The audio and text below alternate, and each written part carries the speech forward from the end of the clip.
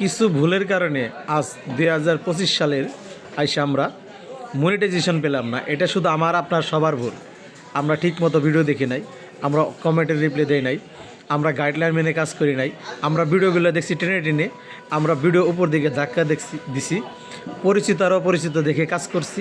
হ্যাঁ, অন্যের ভিডিওগুলো দেখি নাই, সামনে আসলে ঠেলা মেরে গেছি, নিজের চিন্তাটা বেশি করছি, অন্যের পেজে ঘুরি নাই, অন্যের ভিডিওতে কমেন্ট করি নাই, টেনে টেনে দেখছি, ভিডিও না দেখে কমেন্ট করছি, ভিডিও দেখছি কিন্তু কমেন্ট করি নাই, কমেন্ট করছি, ভিডিও দেখছি কিন্তু টেনে টেনে দেখছি।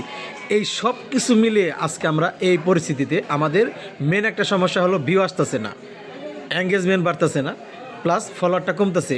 এটা কার দোষ? আমরা সবাই কি ফেসবুকের দোষ দিই? আসলে ফেসবুকের কোনো দোষ না, দোষ আপনার আমাদের মতো ভাই বোনের।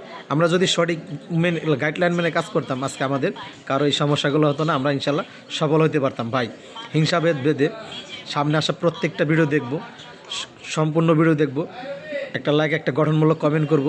হ্যাঁ, ওই ভিডিও রিলেটেড হিসাবে এইভাবে যদি আমরা সঠিকভাবে কাজ করতে পারি, সঠিকভাবে ইনশাল্লাহ সফলতা একদিন সবাই পাবো আমরা। তো ভিডিওটা কেমন লাগলো অবশ্যই আমার এই মেসেজটা সবার কাছে পৌঁছে দিবেন। আমরা একে অপরে মিলে কাজ করতে চাই, হাতে হাত রেখে সবাই একসাথে যেতে চাই। আমরা কাউকে হিংসাবিদ করব না, ঠিক আছে? এইভাবে যদি আমরা কাজ করি, আপনি কাজ করেন, ইনশাল্লাহ আমাদের সফলতা আসবেই। এতে সহমত কারা আছেন কমেন্ট করবেন।